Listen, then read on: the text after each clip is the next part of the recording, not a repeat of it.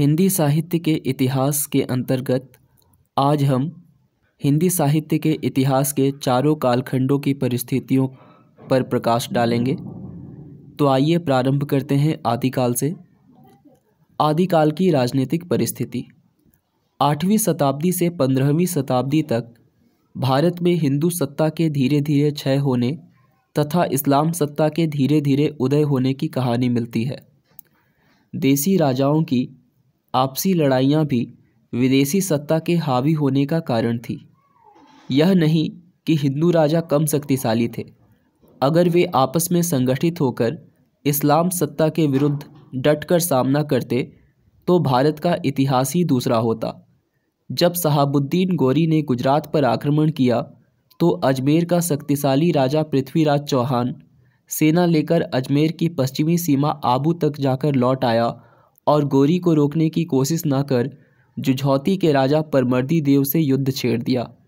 कन्नौज के राजा जयचंद के षड्यंत्र से ही पृथ्वीराज चौहान गौरी से पराजित हुआ और मारा गया। फिर कन्नौज और कार्लिंजर का पतन हुआ। दिल्ली में तुर्क सल्तनत की स्थापना हुई। बाद में उनका धीरे धीरे और विस्तार हुआ। इस समय के हिंदू राजा शक्तिशाली होने के बावजूद विदेशी आक्रमण के समय पड़ोसी राजा से उदासीन थे। उनमें संकुचित राष्ट्रीयता थी। जनता में भी राजनीतिक चेतना का ह्रास था। अंतर्कलह, ईर्ष्या से ग्रसित राजा और प्रजा के रवैये से विदेशी सत्ता भारतीय जमीन पर अधिकार करती गई। अब हम प्रकाश डालते हैं आदिकाल की धार्मिक परिस्थितियों पर। आदिकाल में धर्म के अनेक पंथ थे। बौद्ध, जैन, वैष्णव सभी अपने वास्तविक आदर्शों से दूर हट गए थे। बौद्ध के महायान, वज्रयान, मंत्रयान, सहजयान कई रूप हुए। सिद्धि लाभ के लिए गुप्त मंत्रों का जाप, आचार विहीन गुप्त क्रियाओं, निम्न वर्ग की नारियों से भोग इत्यादि को अपनाया गया।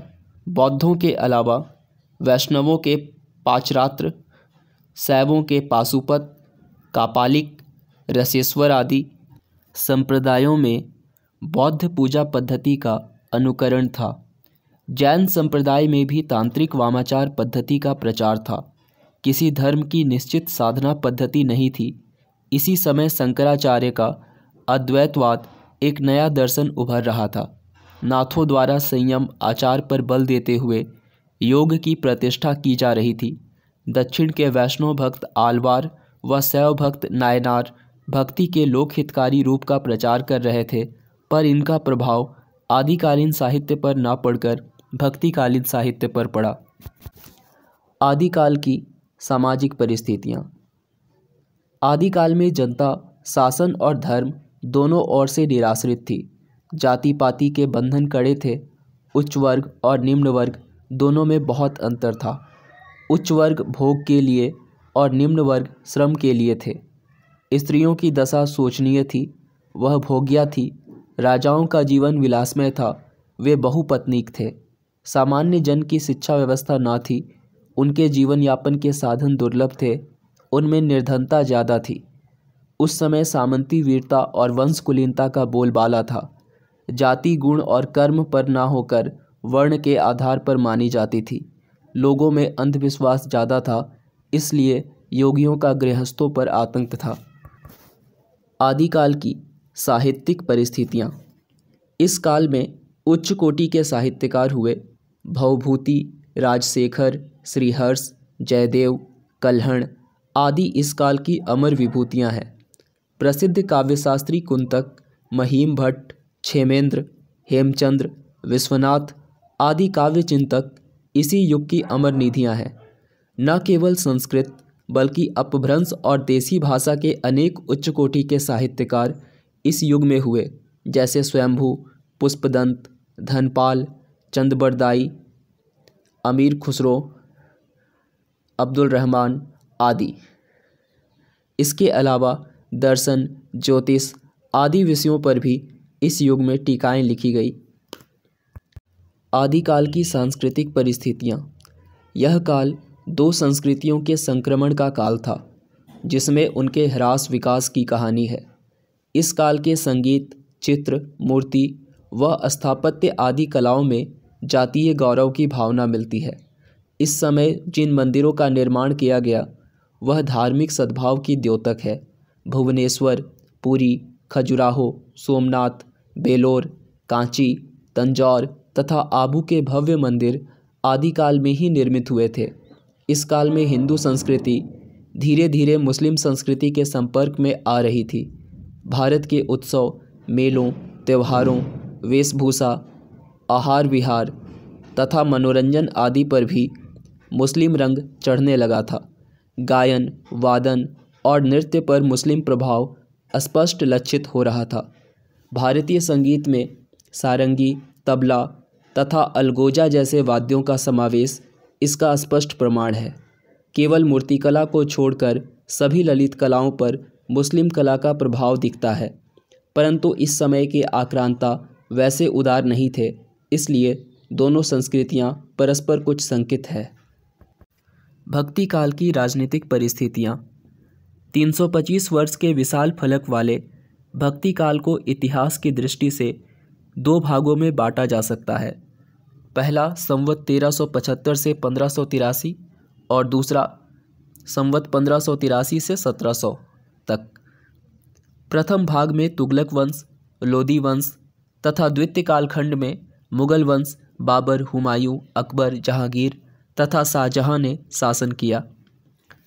कुछ राजनीतिक गलत निर्णय के कारण पागल बादशाह के नाम से प्रसिद्ध तुगलक वंश का सुल्तान मोहम्मद बिन तुगलक सन 1225 से 1351 जहां हिंदू प्रजा के प्रति उदारमना, कवि तथा विद्या अनुरागी था, वहीं उसका उत्तराधिकारी फिरोज तुगलक धार्मिक रूप से असहिष्णु था, जिससे कई सूबेदारों ने विद्रोह कर शासन व्यवस्था में दिया।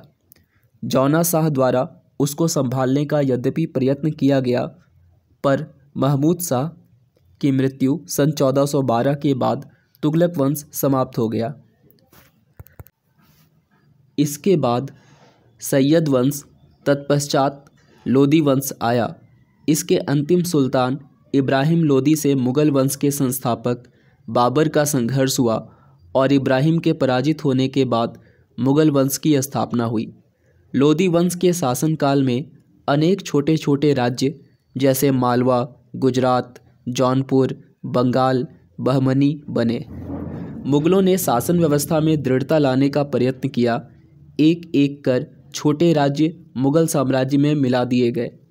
बाबर, हुमायूं, जहांगीर तथा शाहजहां काल तक मुगल साम्राज्य एक सुदृढ़ता को क्रमशः प्राप्त करता है। उनमें अकबर का राज्यकाल कई दृष्टियों से उन्नत व दृढ़ था। उसने हिंदू मुसलमान के वैमनस्य की खाई को पाटने का प्रयत्न कर शासन को भरसक पक्षपात रहित बनाने का यत्न किया। अनेक ठोस योजनाएं विशेषकर शेरशाह व अलाउद्दीन खिलजी ने लागू की। हिंदुओं पर से जजिया कर उठा लिया। पर एक बात ध्यातव्य है कि विदेशी शक्तियां आसानी से भारत पर आधिपत्य नहीं जमाई। देसी शासकों ने प्राणपण से युद्ध किया। कुछ विदेशी आक्रांता हिंदू जनता पर अत्याचार भी ढाए, पर सभी संकीर्ण हृदय नहीं थे। कई मुस्लिम शासकों के मंत्री और सलाहकार अधिकांशतः हिंदू थे। कई मुस्लिम शासकों ने यहाँ के साहित्य, संगीत और कला को प्रोत्साहन दिया। हिंदू धर्म के कट्टर विरोधी औरंगजेब ने भी अपने दरबार में हिंदी कवियों को स्थान दिया था। इस काल के प्रमुख हिंदी कवियों का राजनीति से कोई सरोकार नहीं था, इससे वे दूर थे। कबीर, जायसी, तुलसी, सूर की वर्ण सामग्रियों में राजनीति का कोई स्वर नहीं मिलता। भक्ति काल की सामाजिक परिस्थिति। इस काल में हिंदू मुसलमानों में सामाजिक जीवन के प्रत्येक क्षेत्र में आदान प्रदान हुआ, परंतु विजित और विजेता का भी संघर्ष बना रहा। अनेक हिंदू बलात् मुसलमान बनाए गए। हिंदुओं के यहाँ धर्म परिवर्तन की शास्त्रीय व्यवस्था नहीं होने से हिंदुओं के जाति धर्म बंधन कड़े हुए। एक ही परिवार के कुछ व्यक्ति हिंदू, कुछ मुसलमान रह जाते। इस समय हिंदू मुसलमानों के परस्पर विवाह के उदाहरण मिलते हैं। लड़की पति का धर्म स्वीकार कर लेती थी। बाद में शाहजहां ने फरमान निकाला, युवती को ग्रहण करने वाले हिंदू को मुसलमान होना पड़ेगा। हिंदू समाज में पर्दा प्रथा और बाल विवाह का प्रचलन बढ़ा। इब्न बतूता के अनुसार इन दिनों दास प्रथा भी प्रचलित थी। समाज में बहुविवाह भी प्रचलित था। सती प्रथा भी थी, पर सती होने के लिए सुल्तान की पूर्व स्वीकृति जरूरी थी। पुत्रवती विधवा को सती बनने का अधिकार न था। भारतीय मुस्लिम समाज की अवस्था हिंदुओं से अधिक भिन्न न थी। भारतीय समाज सुविधा संपन्न और असुविधाग्रस्त दो वर्गों में विभक्त था। प्रथम वर्ग में राजा महाराजा, सुल्तान, अमीर, सामंत, सेठ, साहूकार आते थे। द्वितीय वर्ग में किसान, मजदूर, सैनिक, राज्य कर्मचारी और सामान्य जनता थी।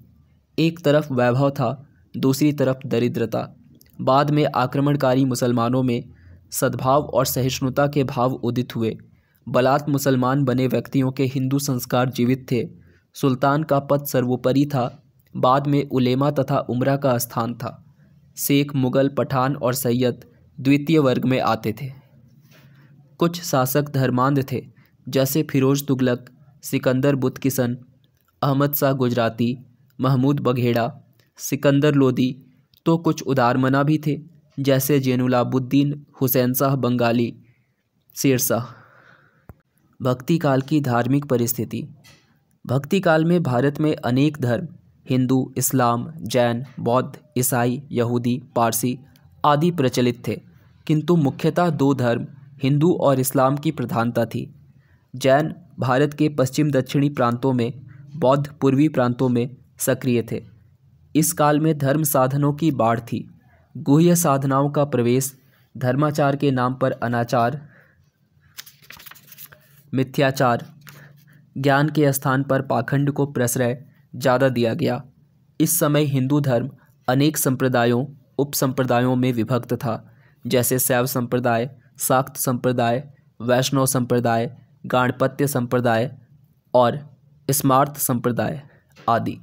जैनों और बौद्धों में भी ह्रास के लक्षण दिखाई पड़ने लगे थे।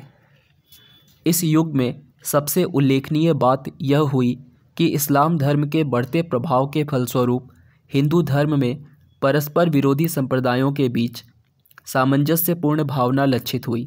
भक्ति का प्रचार बढ़ा। सूफी संप्रदाय भी सक्रिय हुआ। इसमें भी अनेक उप संप्रदाय हुए, जैसे बासरा, वेसरा संप्रदाय। भारत में चिश्ती, कादरी, सुहरवर्दी और नक्शबंदी आदि सूफी संप्रदाय विशेष सक्रिय थे। सूफी आंदोलनों ने हिंदुओं और मुसलमानों के बीच की खाई को पाटने का कार्य किया। मूर्ति पूजा, तीर्थाटन, अवतारवाद, गौ ब्राह्मण रक्षा, धर्मशास्त्रों का सम्मान, कर्मफल में विश्वास आदि पौराणिक धर्मगत विशेषताओं की अनुगूंज सगुण भक्ति में देखी जा सकती है। निर्गुण भक्ति बाह्य कर्मकांड का विरोध कर आंतरिक भक्ति का पक्षधर है। भक्ति काल की सांस्कृतिक परिस्थितियाँ। समन्वयात्मकता भारतीय संस्कृति की मूलभूत विशेषता इस युग में भी लक्षित की जा सकती है। सांस्कृतिक चेतना की सर्वश्रेष्ठ अभिव्यक्ति धार्मिक भावना व दार्शनिक चिंताधारा के माध्यम से हुई। कला, शिल्प, साहित्य और संगीत इन्हीं की अनुषांगिक अभिव्यक्ति है। मध्यकालीन धर्म साधना में पूर्ववर्ती सभी धर्म साधनाओं में समन्वय के स्वर मिलते हैं। शैव, शाक्त, वैष्णव सभी में समन्वय लाने की प्रक्रिया चलने लगी। शिवद्रोही ममदास कहावा, सो नर मोहि सपनेहु नहीं भावा। इसी समन्वय भावना को द्योतित करती है। यही नहीं, ज्ञान व भक्ति का भी समन्वय होने लगा। धर्म के अलावा मूर्ति तथा वास्तुकला में समन्वयात्मकता देखी जा सकती है। एलोरा के समीप कैलाश मंदिर में शिव मूर्ति के सिर पर बोधि वृक्ष स्थित है। चंबा नरेश अजयपाल के शासनकाल में उत्कीर्ण वरुण, ब्रह्मा और शिव के साथ बुद्ध की भी मूर्तियां हैं। इसी काल में हिंदू मुस्लिम संस्कृतियां एक दूसरे के निकट आई। संगीत, चित्र तथा भवन निर्माण कलाओं में दोनों संस्कृतियों के उपकरणों में समन्वय हुआ। ताजमहल, लाल किला तथा कुतुब मीनार में भारतीय तथा ईरानी वास्तुकलाओं का सम्मिश्रण है। यह समन्वय संगीत में भी हुआ। ईरानी प्रभाव से ध्रुपद राग के मुकाबले ख्याल पद्धति का प्रचलन हुआ। संगीत के प्रभाव से काव्य रचना में भी विभिन्न राग रागिनियों में इन दोनों का अनुसरण हुआ। आदि ग्रंथ में विभिन्न राग रागिनियाँ देखी जा सकती है। भक्ति काल की साहित्यिक परिस्थितियाँ। इस काल में हिंदुओं के उच्च वर्ग में संस्कृत प्रधान थी। मुगल शासकों ने फारसी को राजकाज के लिए स्वीकार किया। फारसी में अनेक संस्कृत ग्रंथों का अनुवाद हुआ। कुछ शासकों ने हिंदी को भी प्रोत्साहित किया। पाली, प्राकृत और अपभ्रंश की रचनाएं जहां छीड़तर पड़ती गई, संस्कृत का प्रयोग शिक्षित वर्गों द्वारा अनिवार्य सा हो गया। बौद्ध धर्म के ह्रास के साथ पाली प्रवासित हुई। प्राकृत अपने मूल रूप की रक्षा न कर सकी। अपभ्रंश भाषाओं के संपर्क तथा सानिध्य में प्रांतीय भाषाओं का रूप ग्रहण करने लगी। अपभ्रंश में पूर्ववर्ती परंपराओं के विकास के साथ साथ लोक प्रचलित अन्यान्य परंपराओं का भी प्रवेश हुआ। चरयू पुराण के अलावा दोहे, चर्यापद, मुक्तक काव्य के उदाहरण मिलते हैं। राज्याश्रय के साहित्य मुक्तक और प्रबंध दोनों रूप में थे, जिनका वर्ण विषय श्रृंगार, रीति, नीति आदि थे। वीर रस प्रधान काव्य कम लिखे गए। भक्तिकालीन उल्लेखनीय कवियों में तुलसी, सूर, कबीर, जायसी आदि में भारतीय दर्शन संस्कृति की रक्षा और धर्म की व्याख्या के साथ उच्च कोटि के काव्यत्व का दर्शन मिलता है। भक्ति साहित्य लोक परलोक दोनों का स्पर्श करता है। सूफी कवियों ने लोकप्रिय आख्यानों, संतों ने बौद्ध सिद्धों और नाथ योगियों द्वारा स्वीकृत शैलियों का आश्रय लिया। पद रचना का प्रयोग तमिल पदम के अनुकरण में हुआ। अन्य कई दक्षिण की काव्य शैलियाँ हिंदी भक्ति काव्य का अंग बनी। फारसी साहित्य के अनुकरण पर मसनवी शैली भी हिंदी में लोकप्रिय हुई। लोकगीतों और लोक कथाओं को यथेष्ट सम्मान मिलने लगा। रीतिकाल की राजनीतिक परिस्थिति। रीतिकाल का आरंभ शाहजहां के उत्तरार्ध से होता है। शाहजहां में एक और धार्मिक असहिष्णुता थी, दूसरी ओर सांस्कृतिक तथा कलागत उदारता थी। राजनीतिक दृष्टि से यह काल मुगलों के शासन के वैभव के चरमोत्कर्ष और उसके बाद उत्तरोत्तर ह्रास, पतन तथा विनाश का युग कहा जा सकता है। शाहजहां के शासनकाल में मुगल वैभव अपनी चरम सीमा पर रहा।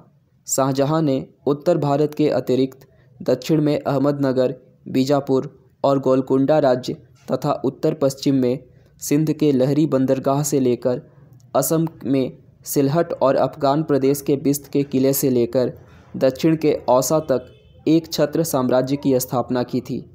देश में शांति थी। राजकोष भरा पूरा था। ताजमहल और मयूर सिंहासन का निर्माण हो चुका था, किंतु शाहजहां के रुग्ण होने और उसकी मृत्यु की अफवाह फैलने के कारण 1658 ईस्वी में उसके पुत्रों में सत्ता के लिए संघर्ष आरंभ होते ही वह साम्राज्य ह्रास की तरफ उन्मुख हो गया। अपनी धार्मिक सहिष्णुता और उदारता के लिए लोकप्रिय दारा सिकोह की हत्या और औरंगजेब द्वारा सत्ता हथियाना व औरंगजेब की धार्मिक कट्टरता, साम्राज्य विस्तार, लिप्सा, साहित्य, संगीत, कला, विलास के प्रति उसकी चिढ़ तथा अमानुषिक व्यवहार से विक्षुब्ध हिंदू जनता, बौखलाए नरेशों का विद्रोह आदि मुगल साम्राज्य के पतन का कारण बना। औरंगजेब की मृत्यु के बाद उसके अयोग्य, असमर्थ, विलासी उत्तराधिकारी मुगल साम्राज्य को दृढ़ करने में असमर्थ रहे। केंद्रीय शक्ति की असमर्थता के फलस्वरूप जाट, राजपूत, मराठा, सिखों के साथ छोटे छोटे जागीरदार भी अपने आप को स्वतंत्र घोषित करते गए कि साम्राज्य मात्र दिल्ली, आगरा तक ही सिमट कर रह गया। फिर सन 1738 ईस्वी में नादिर शाह का आक्रमण तथा 1761 ईस्वी में अहमद शाह अब्दाली के आक्रमण ने शासन की नींव हिला दी। विदेशी व्यापारियों, विशेषतः अंग्रेज, स्थिति का लाभ उठाकर धीरे धीरे भारत पर आधिपत्य स्थापित करते गए कि मुगल सम्राट नाम मात्र के शासक रह गए। वास्तविक सत्ता अंग्रेज़ों के हाथ चली गई। औरंगजेब के उत्तराधिकारी इतने मद्यप, विलासी थे कि राजकार्य से निर्लिप्त हो अमीर वर्ग के हाथों की कठपुतली बनकर रह गए। सम्राट जहांदर शाह का सारा कार्य रक्षिता लाल कुंवर के संकेत पर चलता था। उसने अनेक वेश्याओं के संबंधियों, तबलचियों को शासन के उच्च पद पर नियुक्त किया। एक प्रसिद्ध इतिहासकार के शब्द गिद्धों के नीड़ों में उल्लू रहने लगे तथा बुलबुलों का स्थान कागों ने ले लिया। इबारतनामा। सम्राट मोहम्मद शाह नाच रंग व मदिरापान में इतने लिप्त थे कि उनका नाम मोहम्मद शाह रंगीला पड़ा। घोर नैतिक पतन का काल था। देसी नरेशों की हरमों में भी वेश्याओं और रक्षिताओं की कमी नहीं थी। विलास सर्वत्र बह रहा था। मुगल शासकों की देखा देखी हिंदू सामंत व नरेश भी उन्हीं के कदमों पर चलने लगे। वैभव विलास में मग्न हुए। राजपूतों के हठ, पौरुष में नजाकत व कोमलता आ गई। सवाई राजा जयसिंह के उत्तराधिकारी पैरों में घुंघरू बांधकर अपने अंतःपुर में नृत्य करते थे। राजपूत फ्यूडलिज्म कर्नल टाड अफीम के मद में टप्पे की धुन पर मस्त होकर राजपूत स्वर्गीय आनंद का अनुभव करते थे। टाड्स पर्सनल नैरेटिव। रीतिकाल की सामाजिक परिस्थिति। इस युग में गरीबों की आर्थिक स्थिति शोचनीय थी। शासक एवं संपन्न वर्ग श्रम किए बिना ही संपन्न था। कृषक तथा श्रमजीवी वर्ग सभी शोषित थे। शासक वर्ग के कर्मचारी मात्र अपने से ऊपर के ओहदे वालों को प्रसन्न करने में जुटे थे। जनसाधारण की समस्या से विरत शासक वर्ग केवल अपने विलास में ही मग्न था। सुरा सुंदरी की आराधना सर्वत्र थी। महलों में लगने वाले रूप बाजारों का प्रभाव सामान्य पर भी पड़ा। फलस्वरूप पौरुष का ह्रास हुआ। मनोबल की कमी के साथ बौद्धिक स्तर भी बहुत नीचा हो गया। जीवन के संघर्ष से सामंतीय जीवन का कोई सरोकार नहीं था। जन सामान्य में अंधविश्वास और रूढ़ियों का बोलबाला था। जनता प्रायः अशिक्षित थी। विलास के कारण बाल विवाह और बहुविवाह की प्रथाएं प्रचलित थी। जनता में नागरिकता का पूर्ण अभाव था। उस समय युग को कई महामारियों का प्रकोप भी सहना पड़ा। कला कौशल और व्यापार शासकों द्वारा उपेक्षित होने के कारण आर्थिक स्थिति को भी प्रभावित किया है। सभ्यता और संस्कृति के ह्रास के साथ साथ युग को आर्थिक संकट भी देखना पड़ा। नारी संपत्ति के रूप में मान्य थी। किसी भी कन्या का अपहरण उच्च वर्ग के लिए साधारण बात थी। बाल विवाह और पर्दा प्रथा प्रचलन को इससे बढ़ावा मिला। कुल मिलाकर जन सामान्य की सामाजिक व आर्थिक स्थिति दयनीय थी। संपन्न तथा उच्च पदस्थ कर्मचारी निरंतर संपन्न हो रहे थे। उच्च वर्ग और निम्न वर्ग में बड़ी खाई थी। रीतिकाल की धार्मिक परिस्थितियाँ। रीतिकाल नैतिक पतन का काल था। धर्म, अंधविश्वास, रूढ़ि और बाह्याडंबर में फंसकर रह गया था। पंडित और मुल्ला समाज के नियामक हो गए। उनका कथन वेद वाक्य और कुरान था। भक्ति काल के आराध्य कृष्ण और राधा की सात्विकता, मधुरा भक्ति स्थूल इंद्रियता, लोलुपता व कामुकता में बदल गई। राधा और कृष्ण के बहाने कामुकता का खुलकर प्रदर्शन हुआ। मंदिर और मठ वासना के घर बन गए। चैतन्य व वल्लभ संप्रदाय की गद्दियाँ तक भी सस्ती रसिकता में निमग्न हो गई। राम भक्ति में विभिन्न संप्रदायों की भी यही गति थी। मर्यादा पुरुषोत्तम राम छैल छबीले नायक के समान सरयू नदी के किनारे काम क्रीड़ा करने लगे। आदर्श सीता एक सामान्य विलासिनी रमणी की तरह चित्रित की गई। रसिक संप्रदाय राम भक्ति में भी चल पड़ा, जो राम सीता की संयोग लीलाओं को सखी बनकर निहारने लगे। निर्गुण भक्तों पर भी विलासपरक दृष्टि का प्रभाव पड़ा।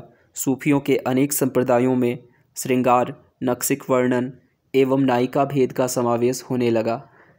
बड़े बड़े महंतों की गद्दियाँ छत्रवान राजाओं के वैभव से टक्कर लेने लगी।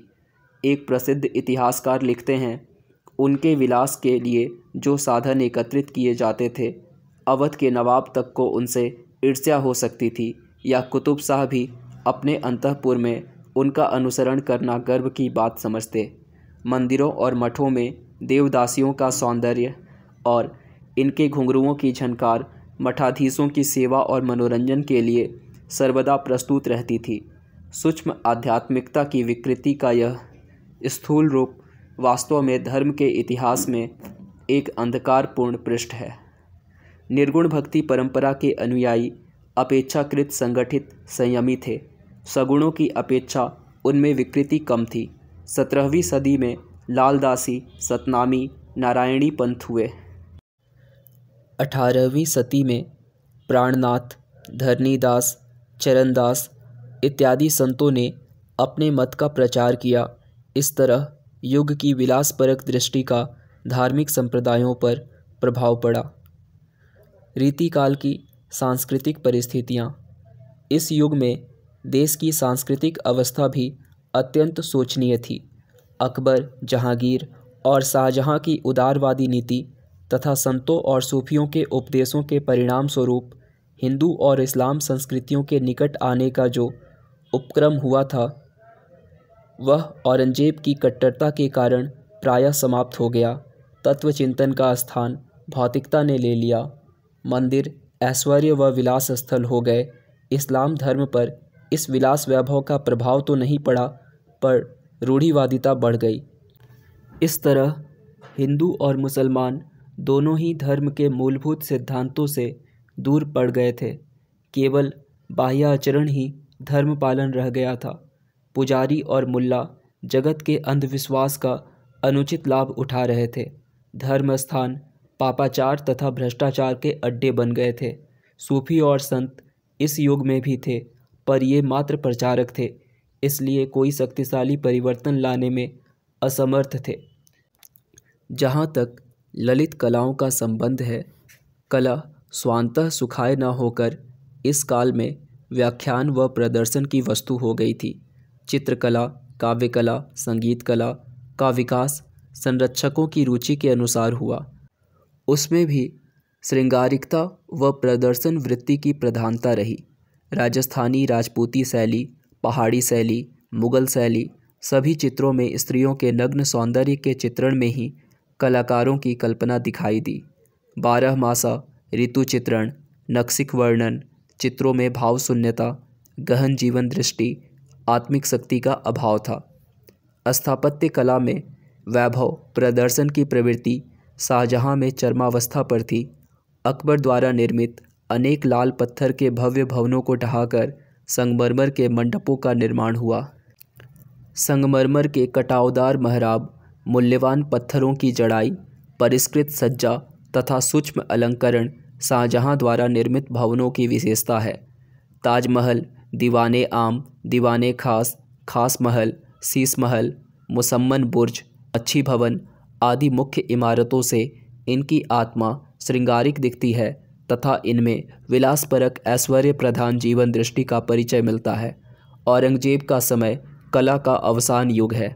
कुछ इमारतें बनी, पर उनमें वह भव्यता नहीं आ पाई। वह संगीत का एकदम विरोधी था।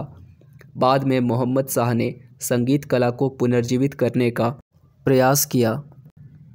शाह आलम ने गुजरात तथा लखनऊ में कुछ इमारतें बनवाई। देसी राजाओं और नवाबों ने भी ललित कलाओं के संरक्षण व विकास में योग दिया। परिणाम की दृष्टि से यह काल कला के क्षेत्र में सर्वाधिक समृद्ध काल है। इसमें हिंदू और इस्लाम संस्कृति दोनों की छाप दिखाई देती है। रीतिकाल की साहित्यिक परिस्थितियाँ। साहित्य और कला की दृष्टि से यह युग समृद्ध था। प्रदर्शन और अलंकरण इस युग के प्रधान स्वर रहे। साहित्य व कला आश्रयदाताओं के आश्रय में पला, इसलिए कलाकार को अपने आश्रयदाताओं की अभिरुचि का विशेष ध्यान रखना पड़ता था। प्रतिभावान कलावंतों के लिए शाही दरबार खुला था। कलाकारों में प्रतियोगिता व प्रतिस्पर्धा की भावना थी कि किसी तरह अपनी प्रतिभा का लोहा अल्प समय में मनवा लिया जाए। मुगल दरबार की भाषा फारसी थी। फारसी की 2 शैलियाँ प्रचलित थी, एक भारत ईरानी, दूसरी शुद्ध ईरानी। प्रथम शैली के प्रतिनिधि लेखक अबुल फजल थे। इनमें अलंकरण की प्रधानता थी। शाहजहां आत्म प्रशंसा का प्रेमी था। उसके दरबार में कसीदे पढ़े जाते थे। तत्कालीन नवाबों, सामंतों और देसी नरेशों में भी यह प्रवृत्ति जोरों पर थी। हिंदी कवियों को उस समय के दरबारी फारसी कवियों से होड़ लेनी थी। इसलिए रीतिकालीन साहित्य में भी अलंकरण प्रदर्शन पर बल मिलता है। चूँकि भारतीय साहित्य में गज़ल की श्रृंगारिकता, लैला मजनू, सीरी फरहाद के साहसिक प्रेम की कहानी नहीं थी और भारतीय नायकों के आदर्श कृष्ण राम थे, इसीलिए इन्हीं को उन्होंने फारसी नायक नायिकाओं के अनुरूप गढ़ा। सामंती छत्र छाया में रीतिकालीन साहित्य पोषित हुआ। साहित्य सृजन का उद्देश्य चमत्कार, पांडित्य प्रदर्शन और आश्रयदाता की रुचि की संतुष्टि ही रहा। यही कारण है कि श्रृंगारिकता और आचार्यत्व दोनों का निर्वाह अधिकांश कवियों ने किया। औरंगजेब की कट्टर नीति से हिंदी का मुगल दरबार से बहिष्कार हो गया, किंतु देसी राजाओं ने हिंदी को पोषित व समृद्ध करने में अहम भूमिका निभाई। आधुनिक काल की राजनीतिक परिस्थितियाँ। जहाँ तक आधुनिक कालीन हिंदी साहित्य की राजनीतिक परिस्थितियों की बात है, तो जैसा कि हम सभी जानते हैं कि भारतवर्ष के आधुनिक बनने की प्रक्रिया प्लासी के युद्ध 1757 ईस्वी में सिराजुद्दौला की हार के बाद शुरू हुई। 1757 में बंगाल पर अंग्रेज़ों का अधिकार, 1764 ईस्वी में बक्सर का युद्ध जिसमें मुग़ल सम्राट शाह आलम की पराजय हुई, 1765 ईस्वी में कड़ा का युद्ध जिसके बाद बंगाल, बिहार और उड़ीसा की दीवानी पर अंग्रेज़ों का अधिकार हो गया। सन 1803 के अस्सी और लासवारी के युद्धों में मराठों की पराजय, 1849 ईस्वी में सिखों का पतन तथा 1856 ईस्वी में अवध पर अंग्रेज़ों का अधिकार आदि घटनाओं के बाद संपूर्ण भारत अंग्रेज़ों के अधीन हो गया। किंतु वास्तव में तो वॉरेन हेस्टिंग्स की कूटनीति और लॉर्ड डलहौजी की राज्य हड़पने की नीति आदि के कारण असंतुष्ट देसी राजाओं, सिपाहियों तथा किसानों द्वारा एकजुट होकर 1857 ईस्वी में अंग्रेज़ों के प्रति किए गए विद्रोह, जिसे प्रथम स्वतंत्रता संग्राम का गौरव दिया जाता है, से ही आधुनिक काल का प्रारंभ होता है। 1857 के विद्रोह के बाद ईस्ट इंडिया कंपनी के शासन की समाप्ति तथा विक्टोरिया के शासन की स्थापना और उसके बाद अंततः भारतवर्ष ब्रिटिश साम्राज्य का उपनिवेश बनता है। 1858 ईस्वी में विक्टोरिया के घोषणापत्र के बाद अंग्रेज़ों द्वारा अपनी आर्थिक, शैक्षणिक और प्रशासनिक नीतियों में ऊपरी तौर पर परिवर्तन, जो केवल दिखावा ही होता है, उसके बाद भारत की ज़मीन पर कई महत्वपूर्ण घटनाएं घटती हैं। जैसे 1885 ईस्वी में नेशनल कांग्रेस की स्थापना, 1905 में बंग भंग आंदोलन, 1906 में मुस्लिम लीग की स्थापना, सन 1914 में प्रथम विश्व युद्ध, 1919 ईस्वी में रॉलेट एक्ट लागू, 1919 में ही जलियांवाला बाग हत्याकांड, 1920 में गांधी जी का असहयोग आंदोलन, सन 1920 से 30 तक अंग्रेज़ों की कूटनीतिक चालें व उनका दमन चक्र, सन 1931 से 35 तक सरकार और कांग्रेस के बीच होने वाली विभिन्न संधियां, कमीशनों और पैक्टों के सिलसिले, 1936-37 में निर्वाचन तथा कांग्रेस और अन्य पार्टियों के मंत्रिमंडलों की स्थापना, 1939 में द्वितीय विश्व युद्ध, 1939 में कांग्रेस मंत्रिमंडलों का त्यागपत्र, 1940 ईस्वी में पाकिस्तान की मांग,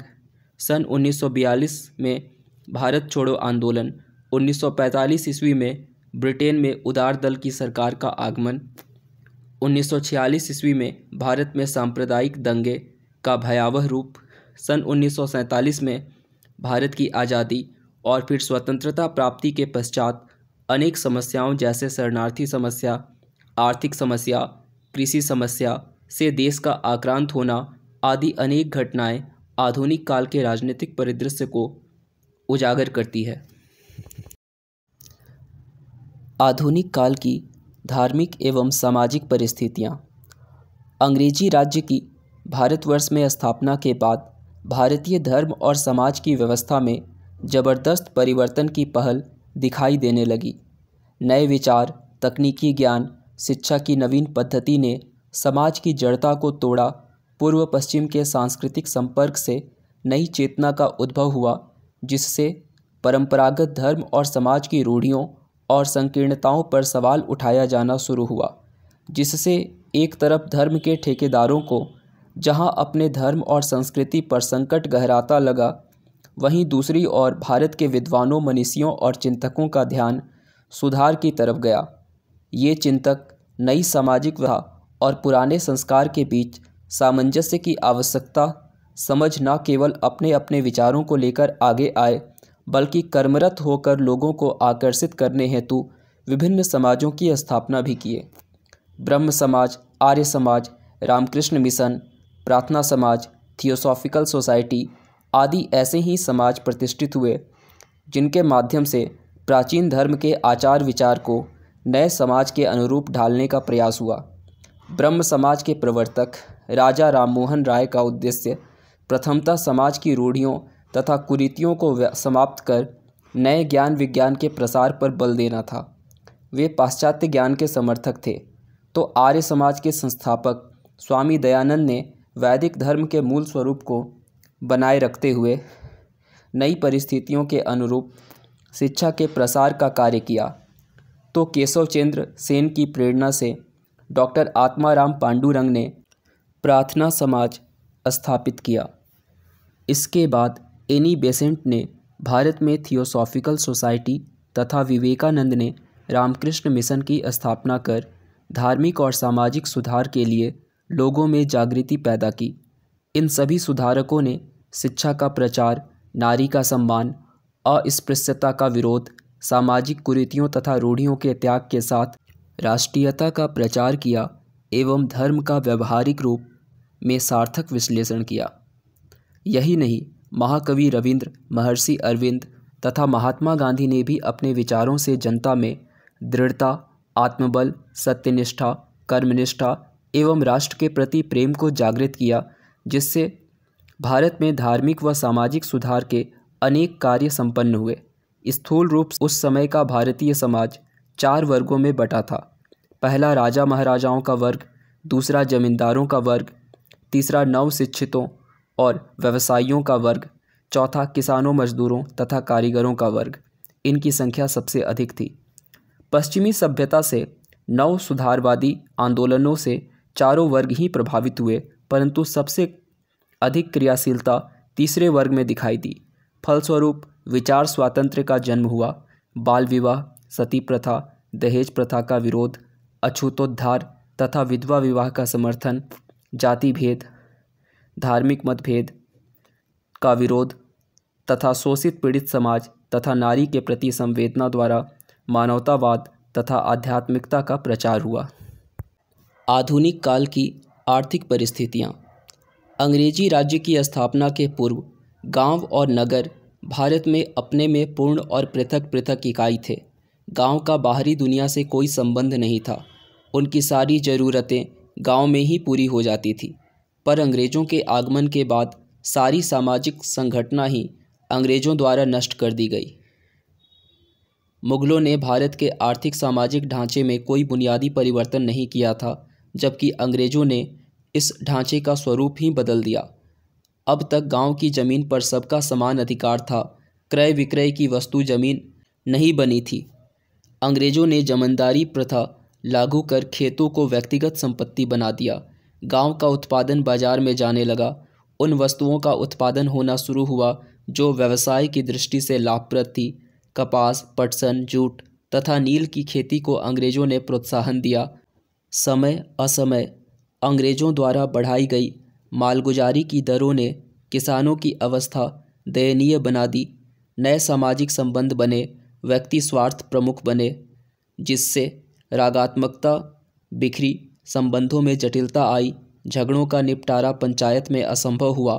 फलस्वरूप कचहरियों की स्थापना हुई, खेतों के कई टुकड़े हुए, किसान और सरकार के बीच अनेक बिचौलिए पैदा हुए जिन्होंने किसानों को खूब चूसा।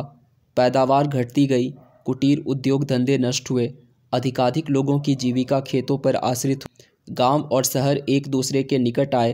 पहले गांव और शहर को बांधने वाला धर्म था, अब राष्ट्रीय एकता के प्रति जागृति आई। जाति प्रथा पर धक्का लगा। पहले एक जाति का व्यक्ति दूसरी जाति का पेशा नहीं अपना सकता था या अपनाता था, पर अब यह असंभव हो गया। जाति आर्थिक वर्गों में बदलने लगी, किंतु जाति प्रथा की जड़ता टूटी नहीं। जातीय उच्चता का भाव बना रहा। क्योंकि शासन और राष्ट्रीय आंदोलन में ऊंची जाति वालों की ही भागीदारी थी। अंग्रेजों द्वारा प्रदत्त सुविधाएं भी वही भोग रहे थे। इस काल में नई शिक्षा के फलस्वरूप उच्च और निम्न वर्ग के अलावा मध्य वर्ग का उदय हुआ। इस काल में अपने आर्थिक लाभ के लिए अंग्रेजों द्वारा रेल, तार तथा डाक की व्यवस्था की गई। औद्योगिक क्रांति के बाद अपने माल की खपत के लिए इंग्लैंड के लिए भारत अच्छा बाजार था। रेल निर्माण तथा सड़क निर्माण इसी आर्थिक आवश्यकता की पूर्ति हेतु था। रेल और सड़कों ने कृषि को व्यावसायिक बनाने में काफ़ी योगदान दिया। इसके द्वारा आंतरिक विद्रोह को दबाने के लिए फौजों को सुविधा या आसानी से एक स्थान से दूसरे स्थान पर लाया गया। डॉक्टर बच्चन सिंह ने कहा है, आर्थिक संरचना का जो नया रूप सामने आया वह ना तो पूंजीवादी था, ना सामंतवादी और ना ही मुगलों की पुरानी व्यवस्था की कोई कड़ी था। यह एक नया ढांचा था जिसे उपनिवेशवाद ने बनाया। हिंदी साहित्य का दूसरा इतिहास, पृष्ठ संख्या 279। आधुनिक काल की साहित्यिक परिस्थितियाँ। इस युग की सबसे महत्वपूर्ण घटना खड़ी बोली गद्य का प्रसार और खड़ी बोली गद्य की विविध विधाओं में विकास की घटना थी। हिंदी साहित्य की भाषा के रूप में इस काल में परिवर्तन हुआ और खड़ी बोली साहित्य का सशक्त माध्यम बनी। पाश्चात्य साहित्य के संपर्क से हिंदी साहित्य के गद्य तथा पद्य में विविध रूपों का प्रचलन हुआ। सच कहा जाए तो विषय वस्तु तथा शैली दोनों की दृष्टियों से इस काल का साहित्य अपने पूर्ववर्ती साहित्य से अलग दिखता है। दरबार से उठकर साहित्य जनता के हाथ में आ गया था। मुद्रण यंत्र के आविष्कार तथा शिक्षा के प्रसार से साहित्य जन जन में प्रचारित होने लगा था। महत्वपूर्ण बात यह थी कि यथार्थ के प्रति साहित्य का रुझान स्पष्टतः दिखने लगा था।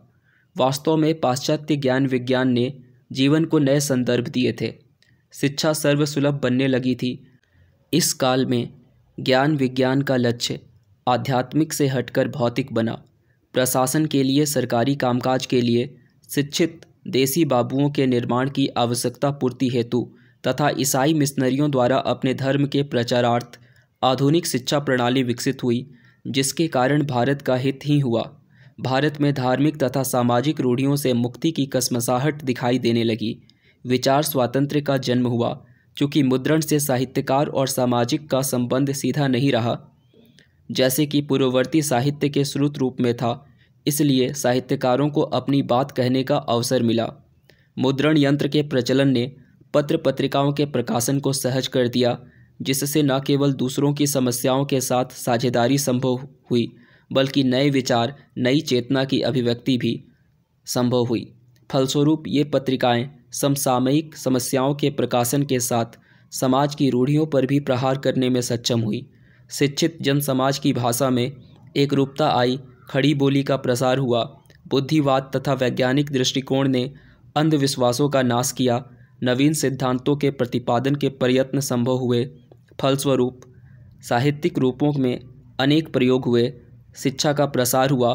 अनेक स्कूलों और कॉलेजों की स्थापना हुई।